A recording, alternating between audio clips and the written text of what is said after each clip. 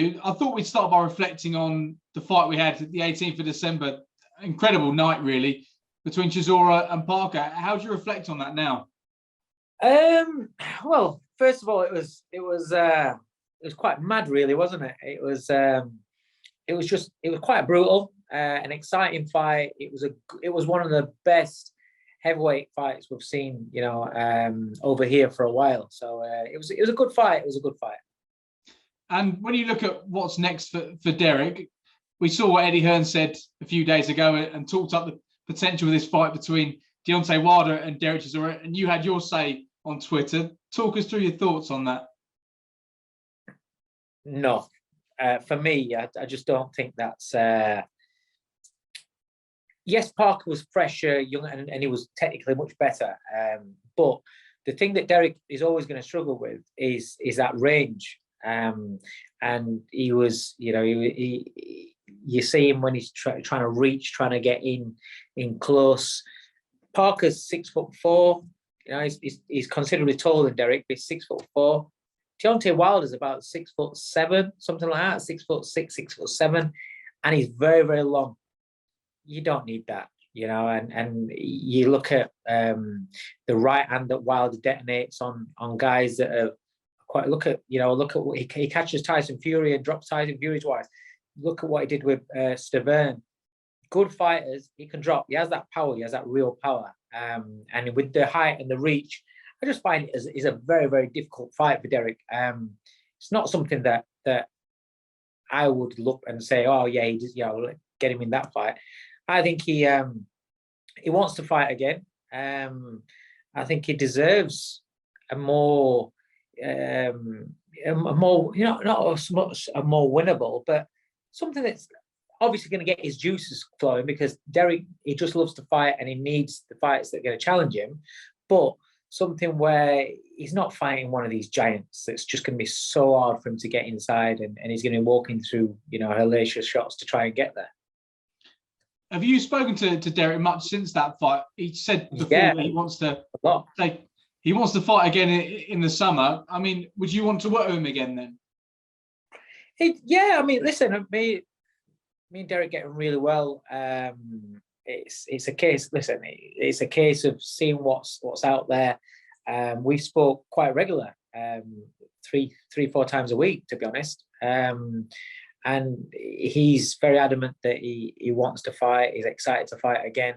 There's a couple of fights out there that we've spoke about that I think could be good fights for him, and also good fights for the fans, without being those fights where it's 70-30. He deserves to be in fights where, I think Eddie said in an interview, the run of fights he was having, he's fighting the top level heavyweights, and so it's very, very difficult to win. Derek's not one of these fighters that are chasing a heavyweight title and wanting a big shot at one of the big guns out there straight away. He just loves to fight, but when you're in that position, then you need to be in the right fights, really, I think.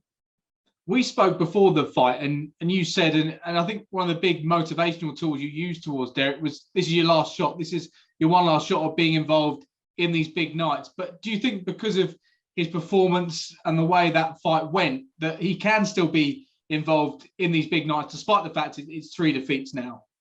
There's a lot of when you get beat in a fight, sometimes it's how did you get beat? Was it a fight where the fans got value for money, the fans were going mad? Did you put up a good fight? If that's the case, then there is always a way back for you. If you get beat conclusively and there was no excitement and it was just like just straightforward manner, then there's a long way back to go. But like I said, especially in this heavyweight division, there are a lot of fights out there.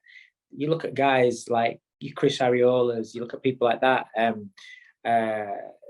Charles Martin was just back in a big fight there. You're looking at a lot. I'm not saying for Derek to be fighting him, but those sort of fighters, they've been around a long time. And in Derek, I don't think his career and his value in the division or to a promoter is his win and loss record. I think it's a fact of what kind of fights does Derek Chisora usually, be involved in. Are the fights that fans love? Are the fights that fans are going to be interested in? And usually they are, because he's an entertaining fighter. So, the fact that he's lost so many times, when you lose another one, it makes no difference. But how are you getting beat? That's where the telling factors are. And the Parker fight was a great fight, and he got beat, but Parker had to work for every minute and every second of that fight. Even in rounds where Parker was controlling, there'd be moments in there where Derek had his successes and Parker was having to stay focused and he had to fight. It was an entertaining fight. You saw that with the reception of the crowds. It was entertaining. The fans was happy with what, end of the day, the fans are paying the money. If they're happy with it, then they're going to let you know. And I think when you're being cheered out of the ring after you've got beat for about the 12th time in your career, that says something about you. Do you know what I mean? If it was going to be Deontay Wilder next, and I think there'll be a number of hurdles to cross if it was going to be that fight, would you be willing to be in his corner for that and train him for that? No. No. It's not something I want. It's not something I want to see. I just think it's just too hard a night for him. But Derek's Derek, and he'll do what he wants to do. Doesn't matter what anybody says. It's the same how he's been all the way through his career. When it comes down to what, does he fight again? Doesn't he fight again? Yes, he will listen to people's advice, and when it comes down to opponents and things like that, but Derek wants to fight certain people, and if he wants to fight, then they'll happen. If I had my way, then he wouldn't be fighting Deontay Wilder. That's for sure. And when it comes to Wilder, what do you see the future being for him? Do you think he still has a role to play at the very top?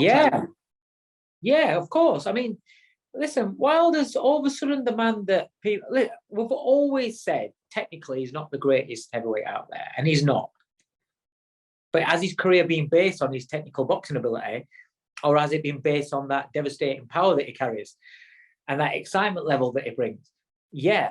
Has he still got those assets? Yes, he has. He's, even in his fight, in the third fight with Fury there, he dropped Fury twice, and he showed an immense amount of heart and determination and bottle. Where if Deontay Wilder's fighting, would you want to watch him box? Yeah. So he's still one of the most dangerous heavyweights on the planet. And he's still a must-see heavyweight. So he's got a very big role in the division.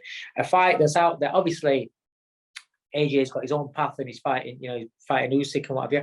But a fight that doesn't matter how many losses these two guys have on the records. AJ against Wilder is always going to be a fight where people are always going to want to see, people are always going to talk about, people are always going to be split on.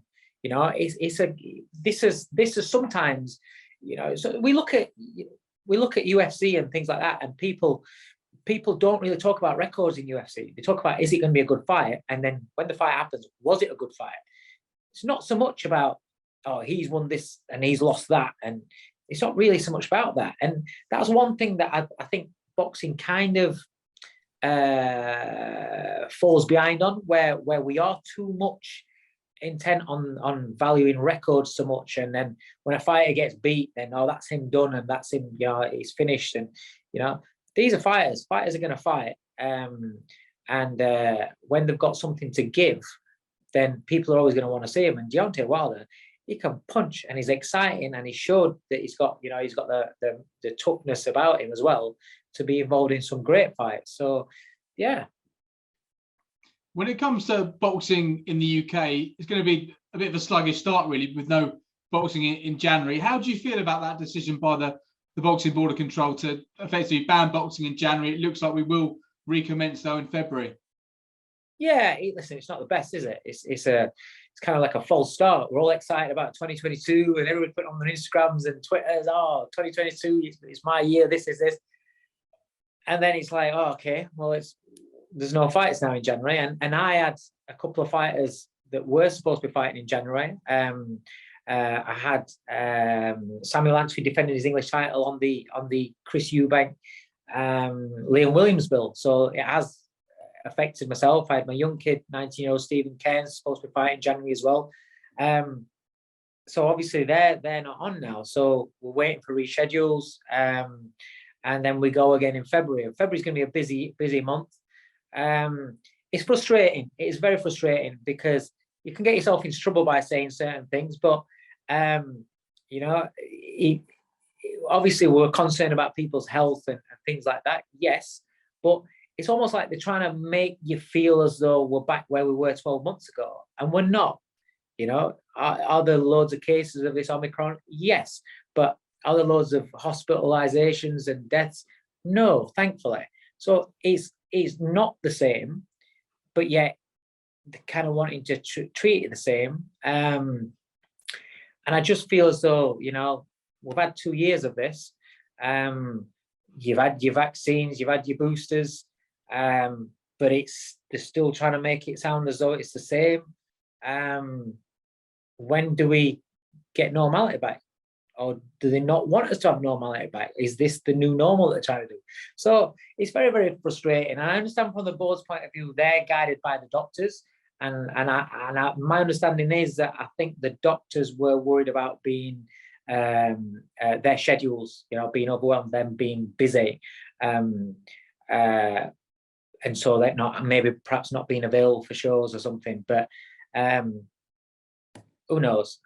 But listen, bottom line is, thankfully, there's not the same levels of people dying and being on ICUs, and that's the most. I think for me, that's the most important thing. If you know, everybody I speak to, I don't know anybody that's had a cold this winter. Everybody's had Omicron, but I don't know anybody that's had a cold. It's frustrating, and you know, when fighters' careers are very, very short, we have a short shelf life. And when things are getting delayed, getting stopped, and it shortens it even further. And obviously, then you have a backlog, and it's just frustrating. It's frustrating. And obviously, you know, people out there are going to say, well, you know, it's bigger than just boxing, obviously, of course. But you have to understand that boxers only earn when they're fighting. And this is their livelihood. And this, you know, same with any sport, same with any career. If you're working on a building site and you're testing positive and you're sat at home, you feel perfectly fine, but you've got a bit of cold, but you've got Omicron, so you've got to be at home, you're not working, you're not earning. It's just a vicious circle that's affecting absolutely everybody. And the sooner that it's solved and the sooner that we can kind of like move forward, the better. And finally, when we do get going in 2022, for you personally, with the boxers you're working with, what most excites you about this year? That's a tough question because I'm really excited and I'm really happy with the stable that I've got. You know, right from the youth. You know, Stephen Cairns is 19, is a massive puncher, exciting from Ireland. You know, his career is 2-0. His career is going to take off this year. I'm excited about him. Hopey Price at 21 years old. He had a breakout year last year with his last 2 fights. You know, he's 6-0, but he picked up his first title. He's going to, you know, Eddie Hearn's going to keep him active this year, and we're going to see him get involved in the big fights domestically at super bantamweight. And then Jordan Gill's first fight of the year is going to be February, where he fights for the European title. He's had so much bad luck. He must have, you know, smashed a few mirrors, killed a few black cats, and run over them while they're dead on the ground. I don't know. He's done something because he's had so much bad luck. But this year is going to get off to a good start for him with his European title fight. And then obviously, you know, Lerone Richards coming off for a massive win on the world scene. He's just now been ranked top 10 by the Ring magazine, which is the ranking that you want to be in. So obviously in the world organization as well, with his big win over Gongora. So he's going to be cracking on some big fights, and he's looking for fights. We were talking today, he's looking for fighters against people like Rocky Fielding and Chudinov and people like that are going to, you know, they're going to get the public going and put him in big fights. So it's exciting times for my stable. But then management-wise, Lee Wood, who's the world champion for the WBA in featherweight, he's got the Michael Conlan fight, and that's going to be huge. We're just waiting for him to announce where it's going to be, but that's a huge fight, and that's going to be exciting in the first quarter of the year. So it gets off to a great start. I'm very excited for the whole stable, to be honest.